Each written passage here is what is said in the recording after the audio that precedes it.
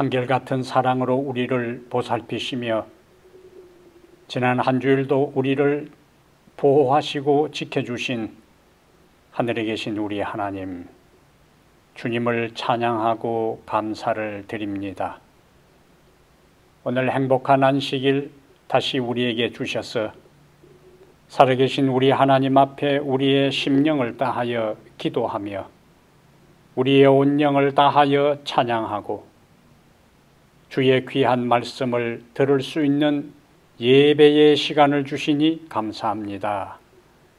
오늘 거룩하신 성령이시여 이 시간 우리 모든 말씀을 경청하는 주의 사랑하는 성도들에게 임하셔서 우리 하나님의 말씀이 그들의 인생의 좌표가 되고 삶의 기초가 되고 갈 길을 보여주는 빛과 등불이 되게 하여 주시옵소서. 우리 주 예수님 이름으로 간절히 기도하옵나이다. 아멘.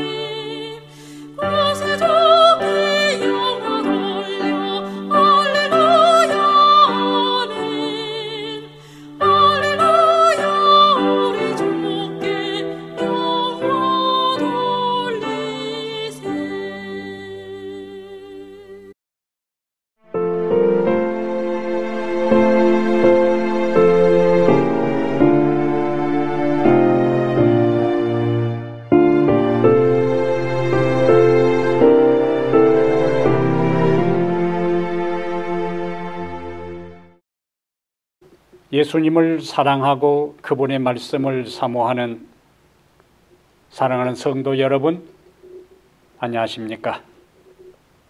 오늘 이 행복한 안식일 다시 하나님의 말씀을 가지고 여러분을 만나게 됨을 기쁘게 생각합니다. 좋으신 우리 하나님께서 오늘 우리에게 생명의 말씀을 증거하실 때에 그 말씀이 우리의 삶의 힘이 되고 은혜가 되고 능력이 되기를 간절히 바랍니다. 오늘은 새해 두 번째 안식일 시편 31편 14절부터 16절의 말씀을 함께 보겠습니다. 시편 31편 14절부터 16절. 여호와여 그러하여도 나는 주께 의지하고 말하기를 주는 내 하나님이시라 하였나이다. 나의 앞날이 주의 손에 있사오니 내 원수들과 나를 핍박하는 자들의 손에서 나를 건져 주소서.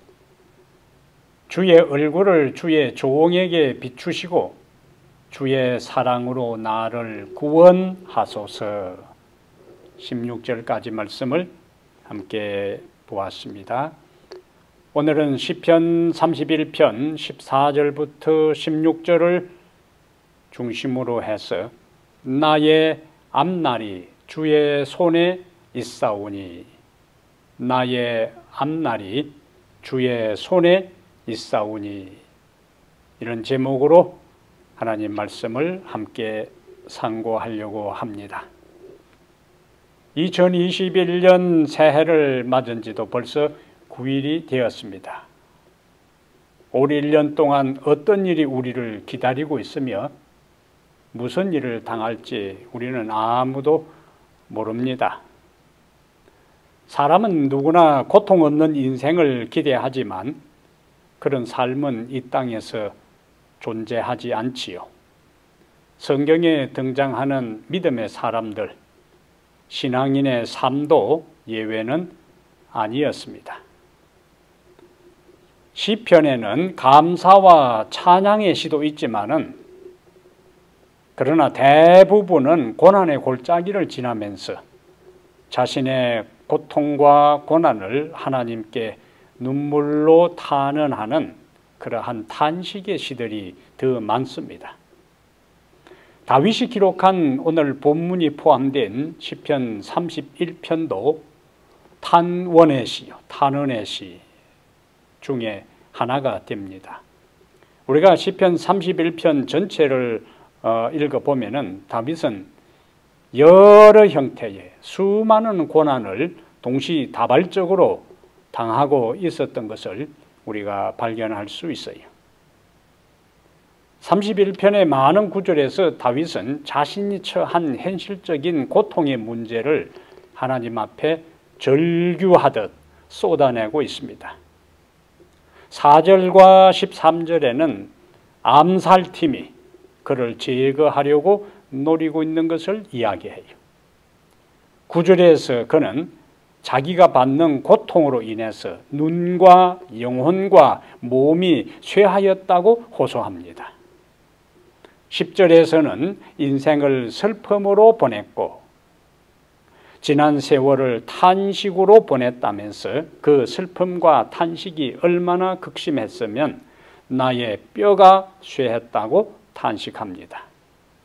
다시 10절에서는 자신의 죄악 때문에 기력이 약해진다고 하고 있고 11절에서는 대적들에게서 욕을 당하고 친구들이 자기를 피한다고 했고 그리고 12절에서는 사람들에게 완전히 잊힌 바가 되었으며 깨진 그릇 신세라고 절규하고 있습니다.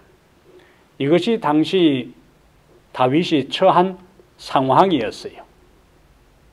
우리들은 여기 다윗이 언급한 이 중에 하나만 해도 삶이 참으로 힘들고 어렵다고 힘든 세상을 산다고 탄식할 것이었지만은 다윗은 그 지금 언급한 여러 가지 일들을 한때 그런 경험을 한 것이 아니라 시편 31편을 그가 기록할 그 당시에 지금 앞에서 언급한 이러한 아픔, 이러한 고통, 이러한 위기, 이러한 어려움을 그가 동시다발적으로 겪고 있었습니다. 그러나 다윗은 그 모든 위기와 시련을 극복했어요. 그러면 오늘 우리는 본문을 통해 다윗은 어떻게 그 수많은 형태의 다양한 고난과 시련과 어려움을 통과할 수 있었는가? 오늘 우리의 현실은 어떠하며 누구에게 우리의 인생을 맡기며 살아야 하는가를 오늘 말씀을 드리려고 합니다. 15절에서 여기 나오는 첫 번째 나의 앞날이 나오지요. 나의 앞날이 다윗이 지금 경험하고 있는 삶의 매일매일의 상태와 또 그의 미래의 어떠한 모습들, 여기 나의 앞날 하는 것은 내 시대, 나의 생애, 내 삶, 나의 운명들을 말하고 있어요. 그런데 다윗의 생애, 다윗의 삶, 다윗의 운명은 앞에서 우리가 서론에서 본 것처럼 숱한 문제의 연속이었어요. 위기의 연발이었습니다. 그러한 것처럼 나의 앞날, 내 시대, 나의 생애, 내 삶, 운명 등의 이것은 다윗의 삶에 대한 것뿐만 아니라 우리의 삶을 이제 연결해서 보면은 이 땅에서의 우리의 삶은 불투명합니다. 불확실합니다. 불안정하기 짝이 없습니다. 우리는 재난과 질병과 환난과 사고가 많은 세상을 아슬아슬하게 불안하게 살아가고 있어요. 인간은 한치 앞을 내다보지 못하는 존재라고 하잖아요. 한치 앞을 내다볼 수 없는 존재이기 때문에 내일 무슨 일이 일어날지, 한 시간 후에 무슨 일이 일어날지, 나의 삶에 어떤 상황이 전개될지 아무도 예측할 수 없고 아무도 모릅니다. 그래서 이러한 우리의 한계 상황에 대해서 야고보 4장 14절은 이렇게 말씀하고 있어요. 내일 일을 너희가 알지 못하는도다. 너희 생명이 무엇이냐? 너희는 잠깐 보이다가 없어지는 안개니라. 내일에 대해 장담할 수 없다는 거예요. 무엇에까지? 우리의 생명에까지도 내일 내가 살아있을 것이라고 장담하고 확신할 수 없다는 거예요. 그러면 결국 장담할 수 있는 것은 오늘 바로 지금 이 순간뿐입니다. 우리는 매일 우리를 당황하게 하고 괴롭히는 수많은 문제를 안고 살아가는 존재들이 자기 인생이라도 그러다 보니까 자기 인생이라도 자기 삶이라도 자기 계획과 생각대로 되지 않을 때가 많습니다. 삶은 자기 마음대로 되는 게 아니라는 거예요. 자기 계획이나 자기 생각이나 자기 꿈이나 자기 비전대로 자기 인생이 펼쳐진다면은 이 세상에 2등은 아무도 없고 다 1등만 있을 거예요. 그 말은 무엇을 의미할까요? 이 세상의 삶이 호락호락하지 않다는 이야기고 자기가 생각하고 계획한 대로 인생이 풀리지 않는다는 이야기입니다. 다윗은 한때 유대 나라의 강력한 군주였어요. 그런데 아들 압살롬의 반역으로 하루아침에 그 아들에게 쫓기는 신세로 전락하고 맙니다. 다윗이 자신의 이 삶에 그런 일이 일어나리라고 상상이나 했겠습니까? 더 거슬러 올라가서 다윗이 베들레헴 언덕에서 양을 치는 목자의 삶을 살 때에 그의 앞날이 이스라엘의 통일 제국의 왕이 될 것이라고 누가 생각했겠어요? 그가 엘라 골짜기에 가서 골리앗과 싸울 것이라고 어떻게 그가 예상이나 했겠습니까? 그가 전혀 생각하지 못한 방향으로 그의 인생은 전개되고 있었습니다. 그러다가 그가 한창 잘 나가던 그 시절에 압살롬의 반역으로 하루아침에 쫓기는 도망자의 신세가 되는 맨발로 슬피 울고 죄를 날리고 옷을 찢는 가장 비극적인 운명에 처할 것이라고 누가 알았겠어요? 그것은 우리의 미래에 대해서 우리가 그만큼 알 수 없다 하는 것을 다윗의 삶의 한 단면을 통해서도 우리가 생생하게 발견할 수가 있는 것입니다. 올 한 해를 살아갈 때에 예고도 없이 한밤의 침입자처럼 수많은 일과 문제들이 우리의 삶에 갑자기 밀치고 들어올 것입니다. 그것은 우리 자신이나 가족의 갑작스러운 질병이나 사고나 죽음이 될 수도 있습니다. 안정된 직업이라고 생각했는데 그 직장에서 쫓겨날 수도 있어요. 심각한 재정적인 어려움에 봉착할 수도 있습니다. 새해에도 여전히 이런저런 일들이 우리가 전혀 기대하지 아니하고 생각하지도 아니하고 예상하지 못한 이런저런 일들이 우리를 힘들게 하고 우리를 난처하게 하고 우리를 곤혹스럽게 하고 우리를 어렵게 할 것입니다. 그렇다면 우리는 어떻게 해야 할까요? 어려움이 오기 전에 미리 영적으로 준비하라 하는 것입니다.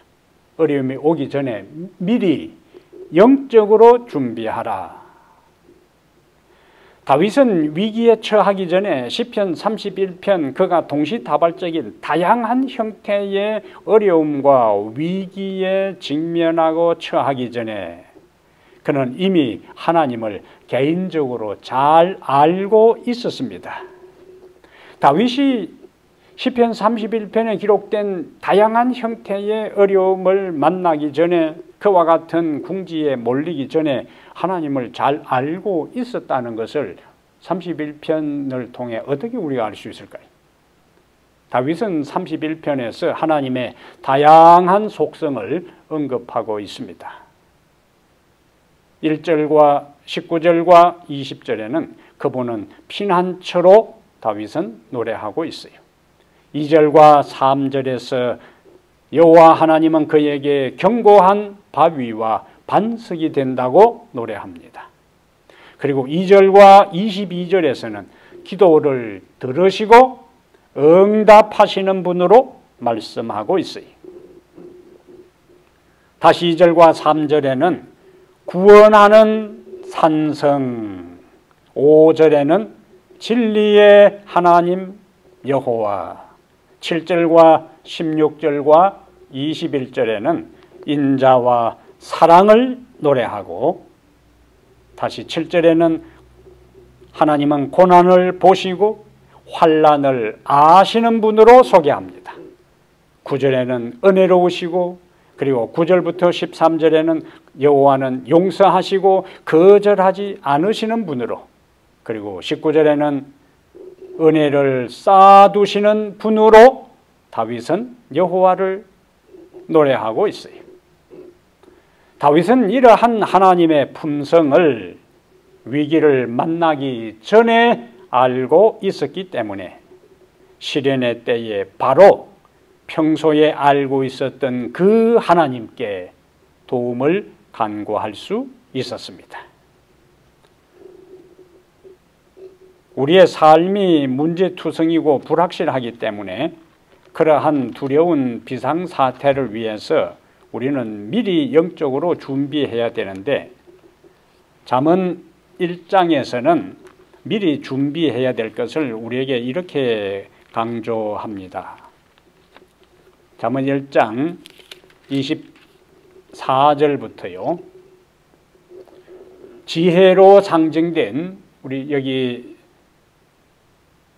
지혜로 상징된 하나님께서 이렇게 이야기를 합니다. 24절에 내가 불렀으나 너희가 듣기 싫어하였고 내가 손을 폈으나 돌아보는 자가 없었고 도리어 나의 모든 교훈을 멸시하며 나의 책망을 받지 아니하였은저. 미리 준비하지 않았다는 거예요.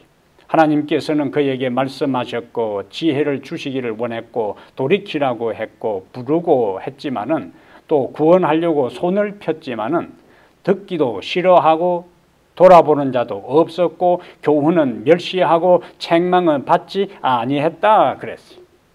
그럼 하나님께서 우리에게 말씀하신 것에 대해 무관심하고 듣기 싫어하고 돌아보지 아니한 것으로 끝나는 것이 아니라 우리의 삶은 문제투성이고 불확실하기 때문에 언제 우리가 어려움을 만날지 몰라요. 자, 이러한 상황에 26절은 잠언 1장 26절은 너희가 재앙을 만날 때에 내가 웃을 것이며 너희에게 두려움이 임할 때에 내가 비웃으리라.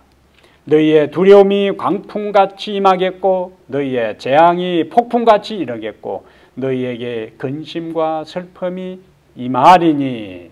자, 그때에 28절에 너희가 나를 부르리라 그래도 내가 대답하지 아니하겠고 부지런히 나를 찾으리라 그래도 나를 만나지 못하리니.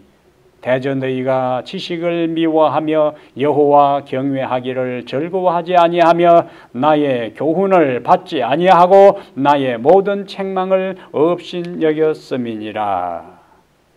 왜 이런 현상이 생길까요? 평소에 재앙과 위기와 시련과 어려움이 임하기 전에 하나님과의 관계가 없었고 지혜를 축적하지 않았고 도움을 간구하지 않았고 하나님의 호소에 반응하지 않았고 마음을 닫은 상황이기 때문에 막상 시련과 위기를 만날 때에 하나님께 도움을 구할 때는 하나님께서 듣지 않으시겠다는 단호한 말씀입니다. 지혜를 얻을 시간은 언제인가? 재난이 오기 전입니다.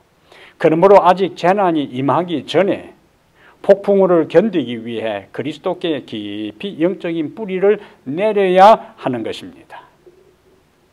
한국에 최근에 폭설이 내려서 출퇴근길에 시민들이 엄청난 어려움을 겪었다는 소식을 들었습니다. 왜 그런 일이 일어났을까요? 폭설이 내리기 전에 대비가 되어 있지 않았기 때문에 그렇습니다. 캐나다는 겨울이 되면 눈이 많이 옵니다.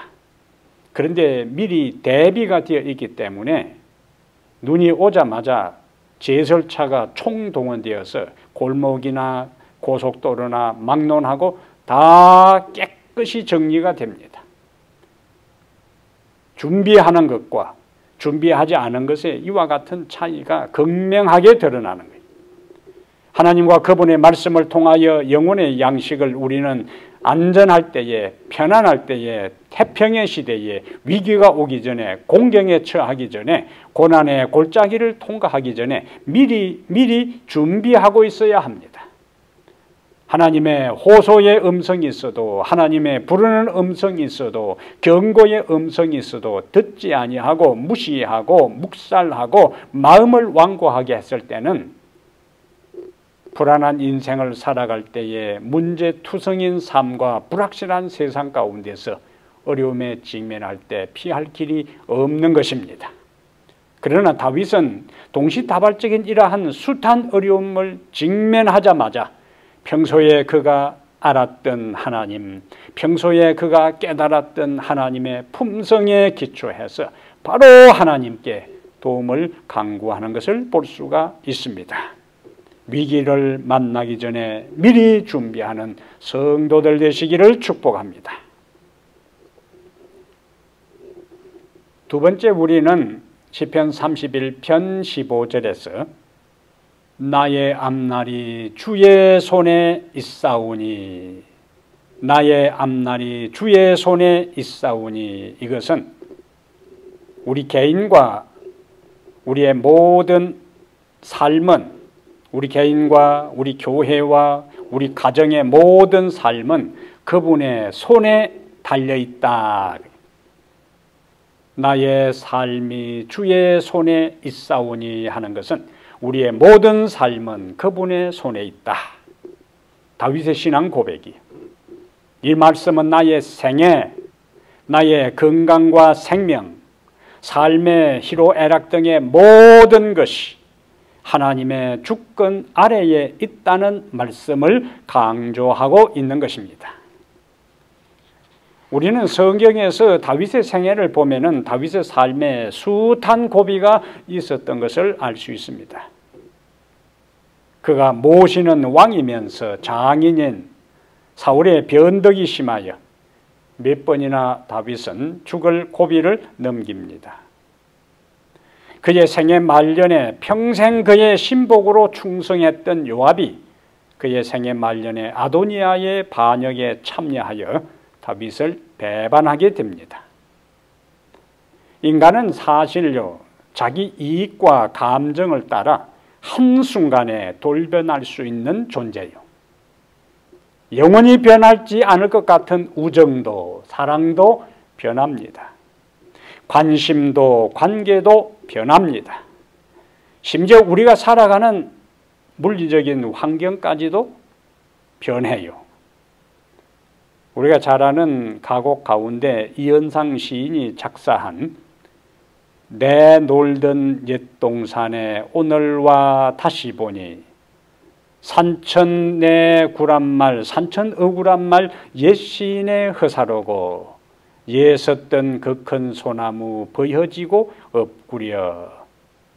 성장했던 고향 옛날 생각하고 같지만은 어린 시절에 향수가 서려 있는 그 고향의 모습이 완전히 달라졌다는 이야기. 소나무, 큰 소나무 밑에서 뛰어놀던 그것은 다 베어지고 없던 그 시절의 이야기로만 끝나버린 그 바뀌어진 고향에 대한 것들을 안타까운 것을 시로 표현하고 있어요. 변한다는 거예요. 인간관계도, 감정도, 마음도, 환경도 다 변하는 거예요.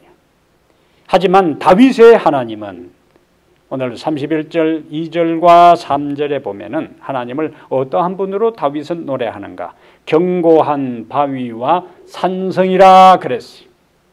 31편에 내게 귀를 기울여 속히 건지시고 내게 견고한 바위와 구원하는 산성이 되소서. 주는 나의 반석과 산성이시니.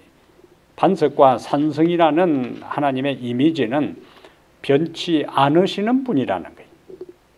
말라기 3장 6절과 야고보 1장 17절에 하나님은 변하지 않는 불변하시는 분으로 말씀하고 있습니다.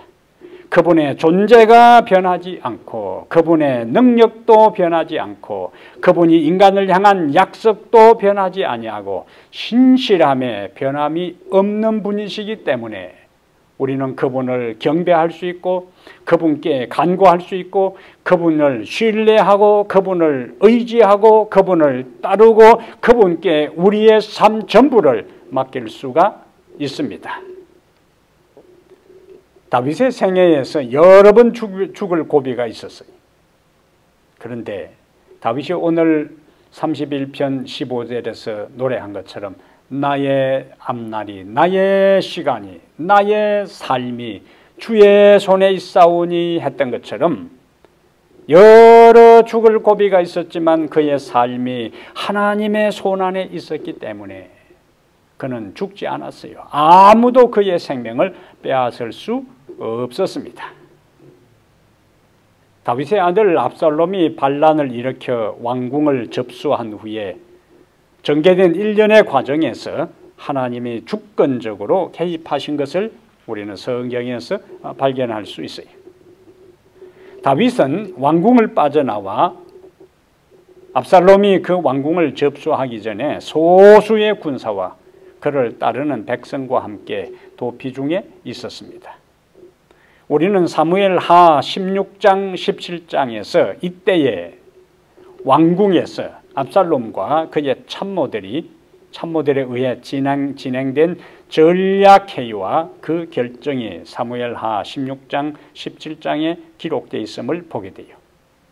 그 전략회의에 하나님께서 어떻게 관여하시는가 하는 놀라운 이야기가 그 16장 17장에 기록되어 있습니다.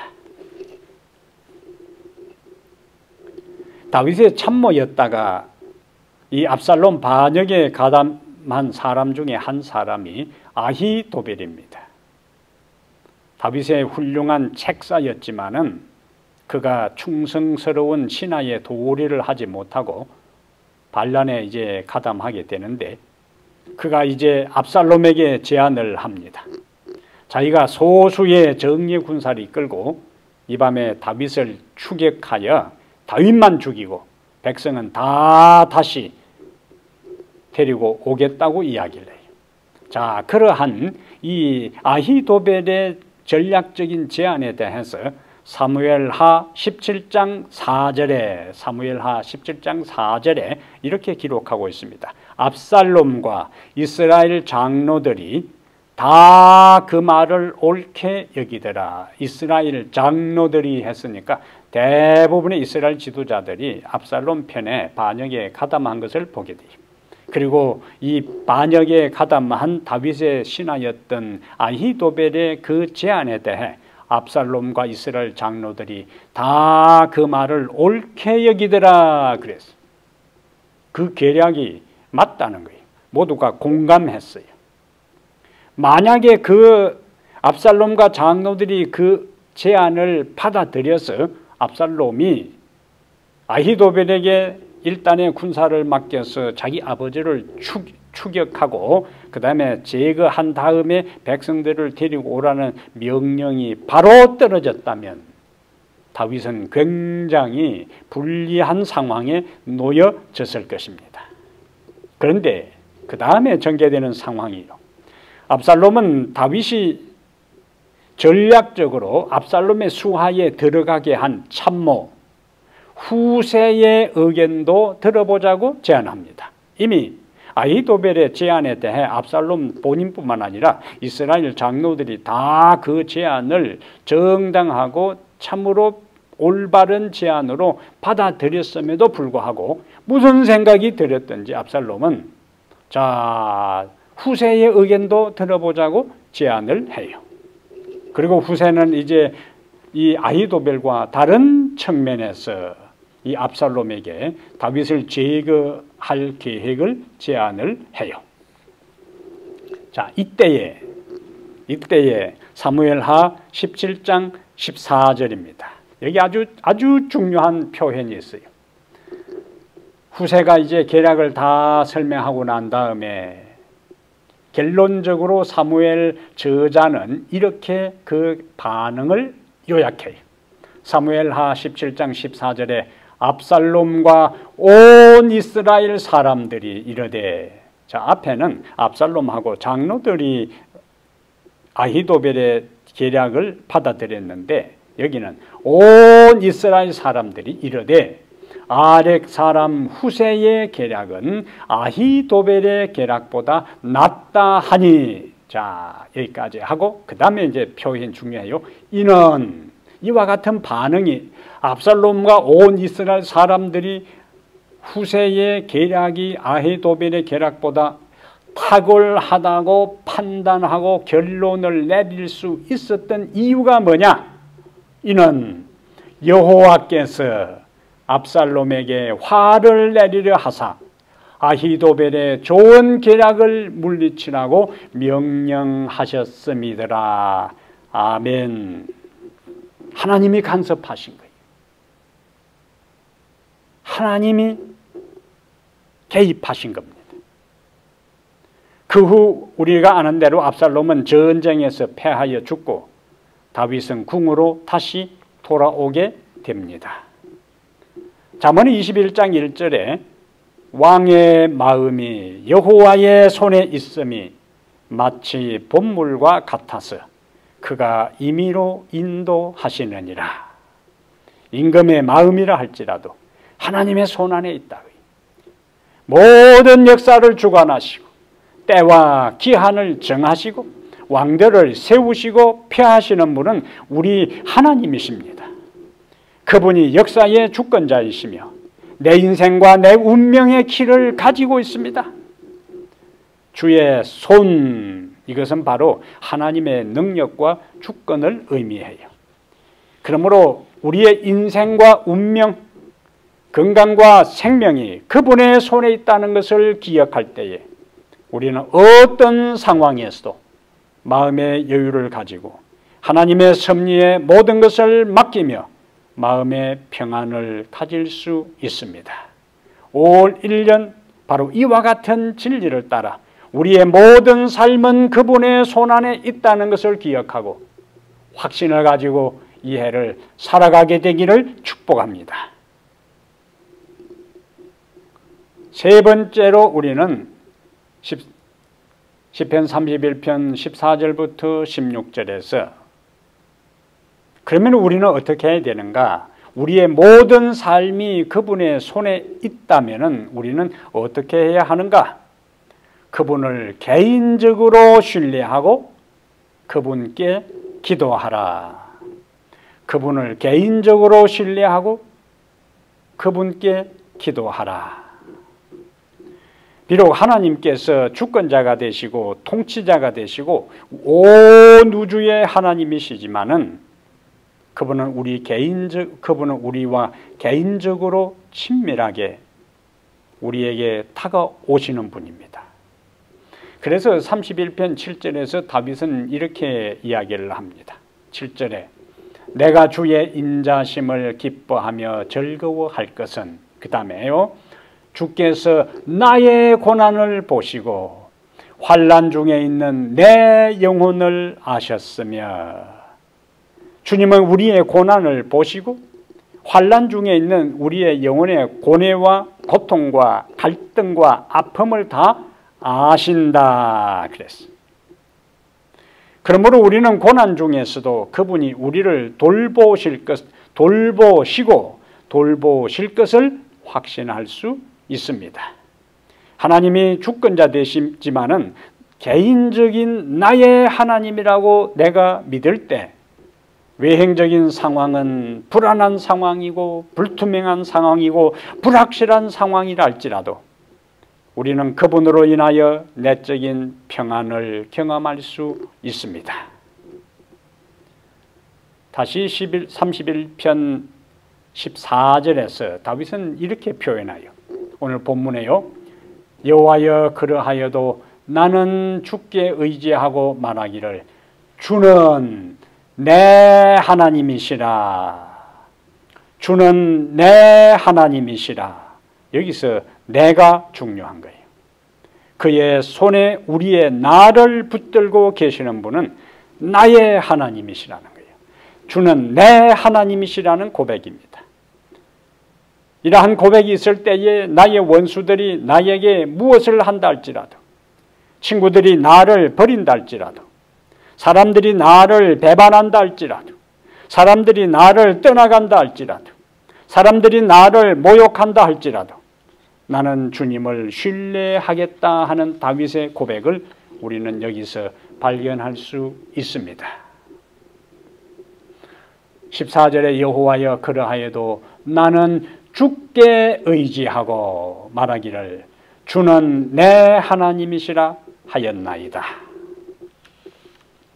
그러면서 다시 2절과 3절에 내게 귀를 기울여 속히 건지시고 내게 견고한 바위와 구원하는 산성이 되소서. 그러면서 주는 나의 반석과 산성이시니, 나의 반석과 산성이시니 내게 귀를 기울여 속히 건지시고 내게 견고한 바위와 구원하는 산성이 되소서.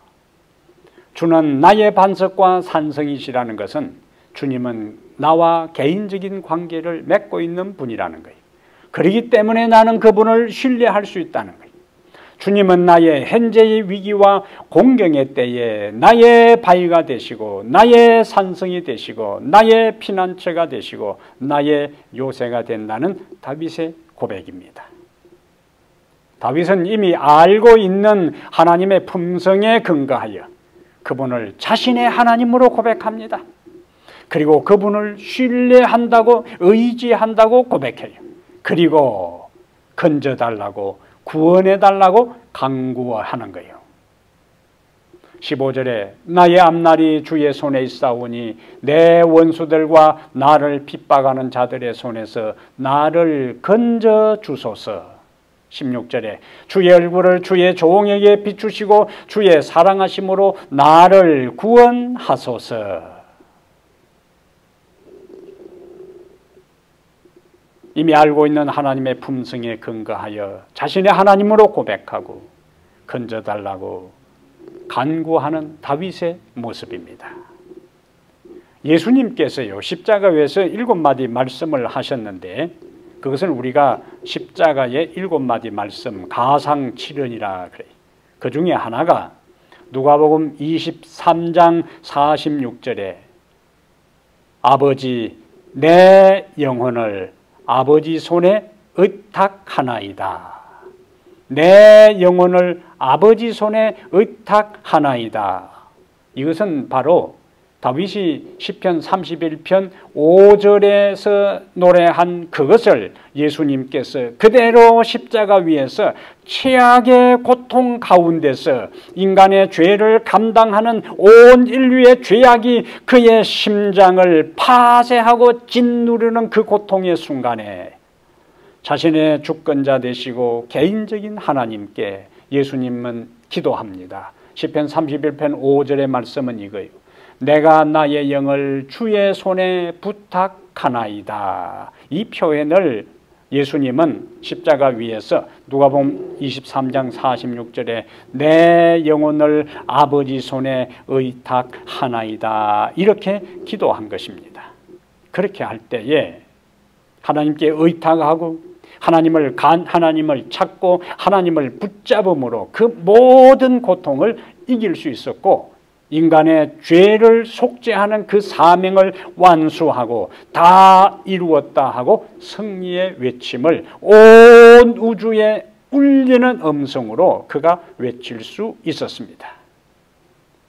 여러분과 내가 인생을 살아가면서 스스로 감당할 수 없는 벅찬 시험과 고통 가운데 처할 때에 예수님처럼 다윗처럼 우리의 영혼을 하나님께 맡기고 개인적으로 간구하고 개인적으로 탄원하는 기도를 드릴 때 주님은 우리의 기도에 응답해 주실 것입니다. 다윗은 16절에서 주의 얼굴을 자신에게 비춰달라고 간구해요. 주의 손이 주의 능력을 상징하는 것이라면 주의 얼굴은 주의 임재를 상징합니다. 하나님의 능력의 손길이 우리와 함께 하실 때에 그분은 우리를 구원하십니다. 출애굽기 15장 6절. 하나님의 능력의 손길이 우리와 함께 할 때에 그분은 우리를 보호하십니다. 이사야 41장 10절. 하나님의 손길이 우리와 함께 하실 때에 그분은 우리를 인도하십니다. 에스라 7장 9절. 하나님의 손길이 우리와 함께 하실 때 그분은 우리를 위로하십니다. 열왕기상 19장 5절. 하나님의 손길이 우리와 함께 하실 때 그분은 우리의 병든 영혼과 몸과 마음을 치유하십니다. 마태복음 8장 23절. 그리고 이 모든 어려움을 넉넉히 감당하도록 은혜를 주시고 능력을 주십니다. 얼마나 든든하고 얼마나 분명하고 얼마나 틀림없고 얼마나 확실합니까? 이러한 하나님이 우리와 함께 하시고 전능한 손으로 우리를 붙드시고 그분의 얼굴을 우리에게 돌리사 우리와 함께 임재하시는 하나님을 찬양하시기를 바랍니다. 사랑하는 여러분, 우리의 삶은 불안하고 불투명하고 불확실합니다. 하지만 우리의 삶의 운명이 그분 손 안에 있다는 것을 기억할 필요가 있어요. 그분 손 안에 우리의 삶을, 우리의 생애를, 우리의 운명을 맡길 때 그분은 우리를 인도하시고 구원하십니다. 그분은 우리를 보호하시고 위로하십니다. 그분은 우리를 치유하시고 우리를 돌보십니다. 그분의 손길에 모든 것을 맡기시기를 바랍니다. 그리고 도움을 간구하고 그분의 임재를 경험하게 되기를 바랍니다. 2021년 이 한 해가 여러분의 인생에서 가장 많은 하나님의 손길을 경험한 해가 되기를 축복합니다. 나의 앞날이 주의 손에 있사오니, 나의 앞날이 주의 손에 있사오니, 이런 확신을 가지고 감사하며 당당하게 인생을 살아가는 여러분들 모두가 되기를 주의 이름으로 축복합니다.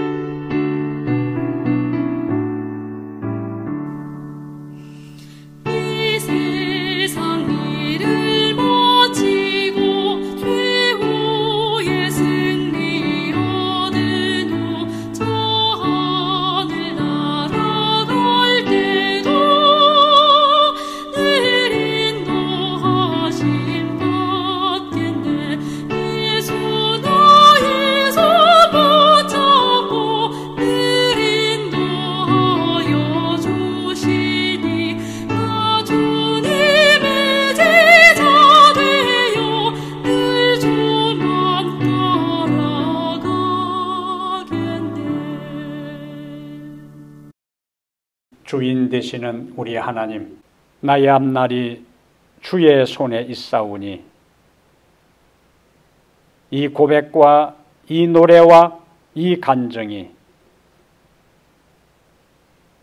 우리 함께 머리 숙여 기도하는 우리 모두의 간증과 고백과 기도가 되게 해 주시옵소서. 불안한 세상을 살아갑니다. 불투명하고 불확실한 인생을 살아갑니다. 내일 우리는 어떤 일을 당할지, 올 1년을 살아가면서 무슨 일을 경험할지 우리는 아무도 모릅니다.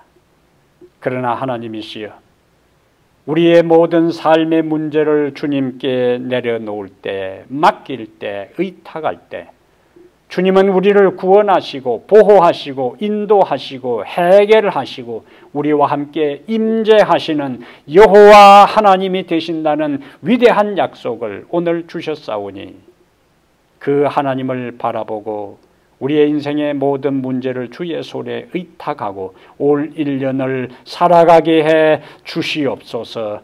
우리 주 예수님 이름으로 간절히 기도하옵나이다. 아멘.